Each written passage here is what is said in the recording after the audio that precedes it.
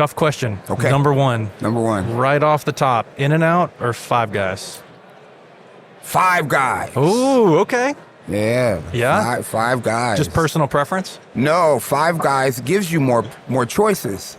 That's true. That's totally true. In-N-Out is kind of like a one-trick pony. Yeah, they got one thing. They're But pretty good at it. But In-N-Out has a secret menu. You know about the secret yeah. menu? Yeah. Yeah. Okay. That's the best way to do their fries, I think. The secret? Yeah. All that extra stuff on there. So what's the name of the secret fry? Will you Animal- be killed if you tell? Ooh, I don't know. No? Animal style? Animal style. Cheese, Cheese. grilled onions, and then that's probably like Thousand Island, whatever the special sauce is. Wow. Oh, it's good. It's good. Wow. But I mean, you're taking something bad, French fries, and making it better and worse. Right. Better and worse. Right.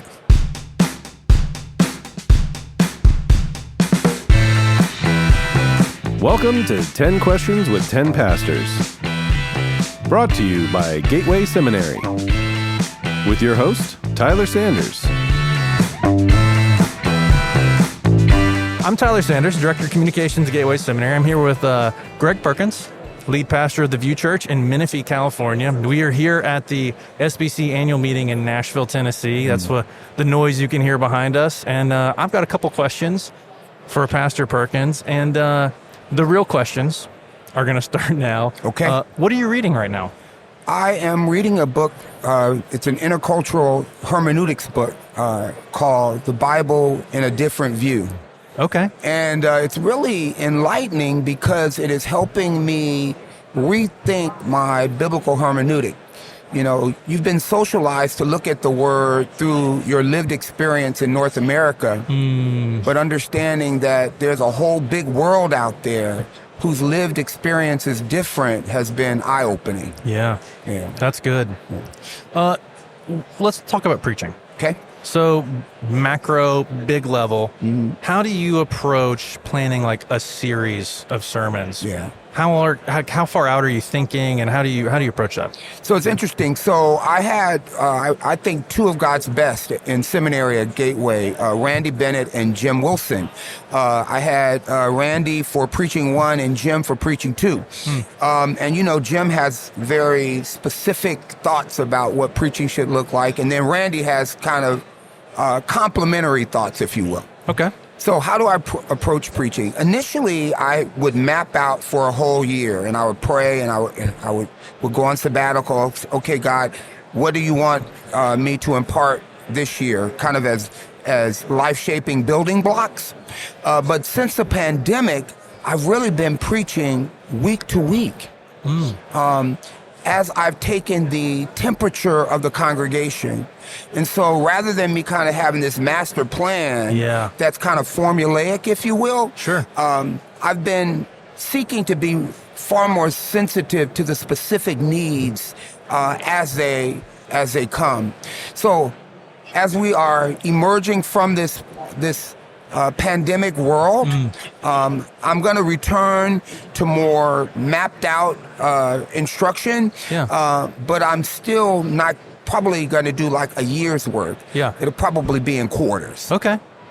Now, next question on preaching is in a more detailed kind of way. How do you actually get from text to like a specific sermon you're writing? What's that process like? Is it a week to week kind of thing? So I'm kind of a bit of a unicorn because whatever I preach, God provides me with an opportunity to live it out before I teach it. And so oftentimes I hate preaching because I know that whatever I'm preaching about, I'm going to have to go through it, right? You got to do it. Yeah. And so it is the experiencing whatever that is that then helps me then be drawn to a text and kind of the biblical solution for it. Yeah. And so it's kind of through walking it out, if you will. Now, what's the most difficult passage you've ever preached? Let not your heart be troubled. You believe in God, believe also in me.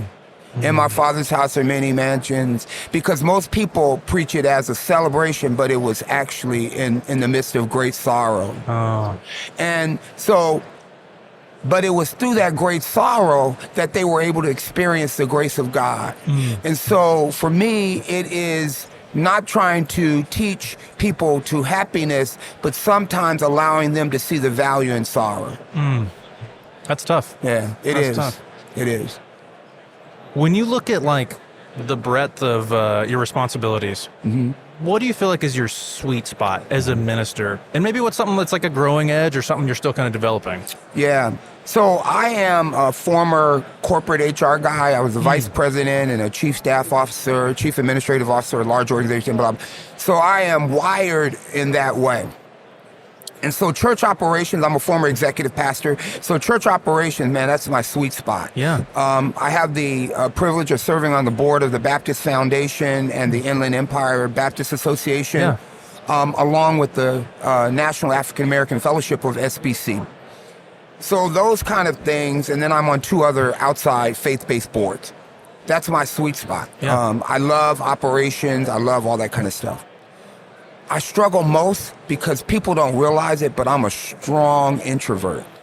Like, I've taken the Myers-Briggs over a 20-year period, and I've never not been an I. Yeah. I mean, I'm like uber introvert. Yeah. And so pastoring forces me not to be an introvert. Yeah.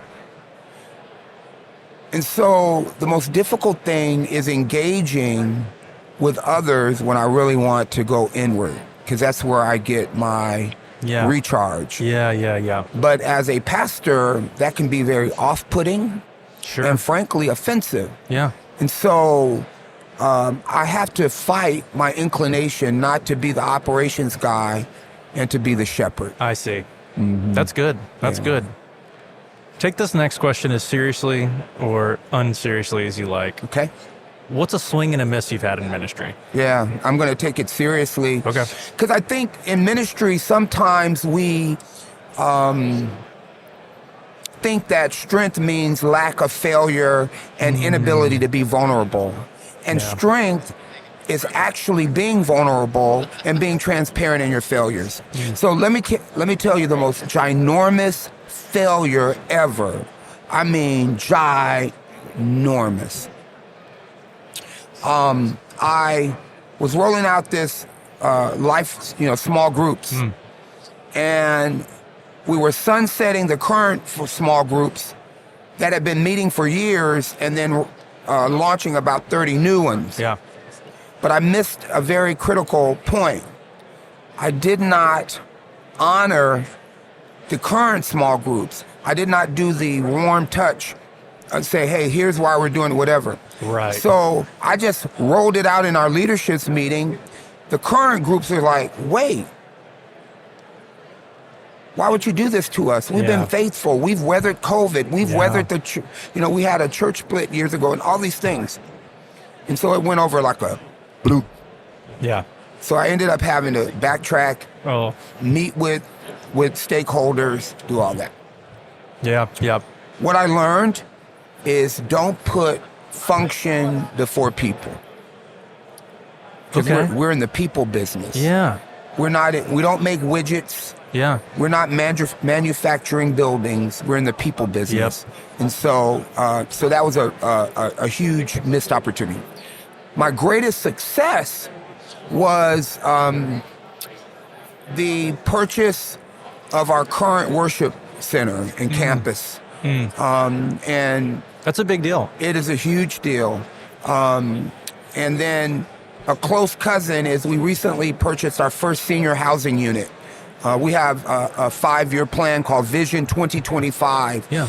And it is to turn one of our properties into a faith-based child development center, reduce our debt, launch our senior housing corp, and then we have a safe house program called the Hope Center for women and children experiencing domestic violence. And we want to purchase up to 30 housing units, and it begins with one. Yeah. And just last month, we purchased our one. Wow. So, That's impressive. yeah, glory to God. What is something, having been through seminary, what is something you cannot learn in seminary? You have to learn it in ministry.